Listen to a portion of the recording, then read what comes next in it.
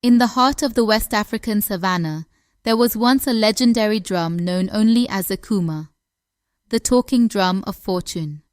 It was no ordinary drum. The drum was said to speak in the voice of ancestors, guiding those who owned it to prosperity, peace, and endless blessings. Its rhythmic beats could summon rain for crops, wealth for the poor, and joy for the sorrowful. The drum's power was unrivaled, and as long as it remained in a village, fortune smiled on its people. Ekuma, the drum of fortune, had been passed down through generations in the small village of Ogunda, a place of thriving markets and lush farms. Every time the village elders played Ekuma, the drum of fortune, during festivals, the air seemed to shimmer with joy. People believed the drum was the soul of their village, bringing them health, wealth, and unity. But the drum, being magical and mysterious, was unpredictable, and sometimes it would vanish without warning. One fateful day, after a vibrant festival honoring the harvest gods, the villagers of Ogunda woke to a chilling discovery. The sacred drum was gone. It had vanished in the night without a trace. Panic spread like wildfire, and soon the people were in despair.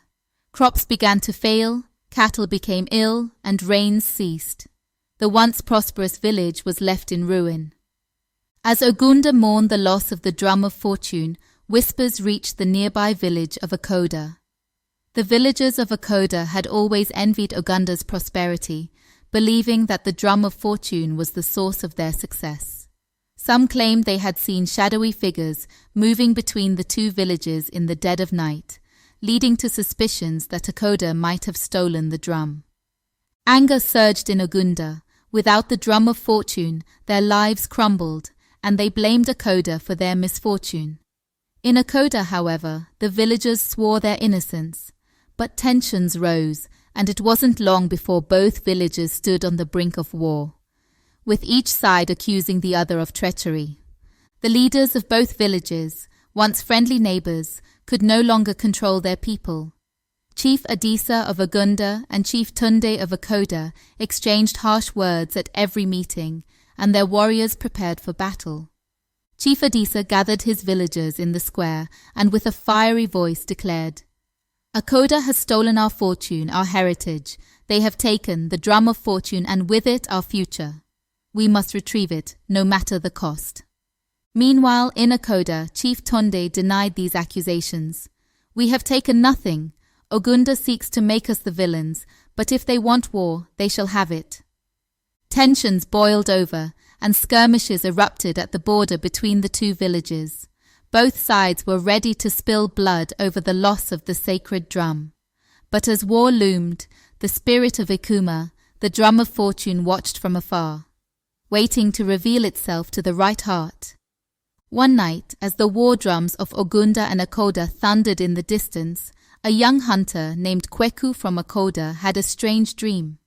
In the dream, a figure appeared before him, an ancient elder draped in robes made of shimmering leaves. The elder spoke with a voice that echoed like the beat of a drum. "Kweku, son of Akoda, the drum of fortune is lost not to the hands of men, but to time itself. Ekuma, the drum of fortune, hides where the earth meets the sky, in a place forgotten by both villages. You must seek it out, but remember, only a heart pure of envy and anger can claim it." Kweku woke with a start, his mind racing. He knew this was no ordinary dream. It was a message from the spirits. He packed his belongings and set out before dawn, determined to find the talking drum and end the looming war. For days, Kweku traveled through dense forests, over towering hills, and across barren lands. Guided by the words of the elder, he searched tirelessly, listening to the wind and the whispers of the trees. At last he came upon a narrow valley, where a hidden cave lay concealed by thick vines and ancient rocks. The air was thick with mystery, and the cave's entrance seemed to pulse with a rhythmic energy. As Kweku stepped inside, the cave lit up with an otherworldly glow.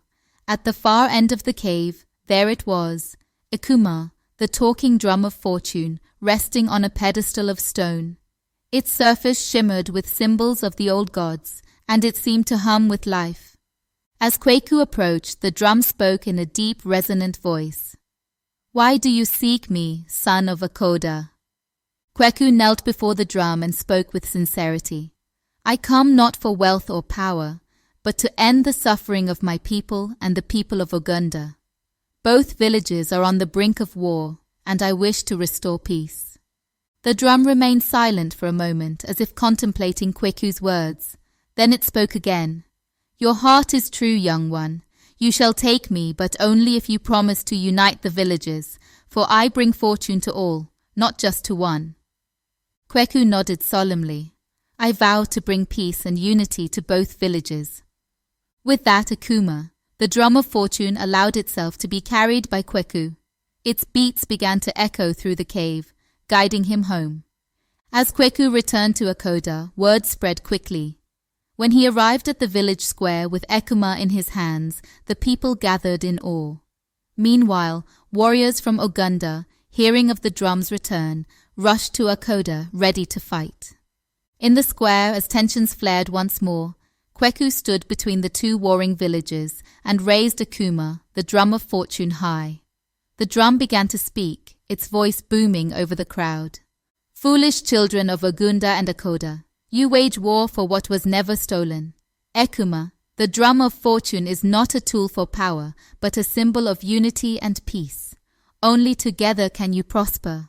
Will you continue down the path of bloodshed, or will you choose the way of harmony?" The villagers, hearing the drum's wisdom, felt shame wash over them. The leaders of both villages, Chief Adisa and Chief Tunde, stepped forward. In the presence of Ekuma, the drum of fortune, they dropped their weapons and embraced, vowing to let go of their anger and jealousy. With the drum returned, prosperity soon followed. The rains came, the crops flourished, and peace reigned between Ogunda and Akoda. The villages united, sharing their wealth and knowledge, and together they prospered like never before. As for Kweku, he was hailed as a hero, but he humbly returned to his life as a hunter, knowing that the true hero was the drum and the spirit of unity it represented.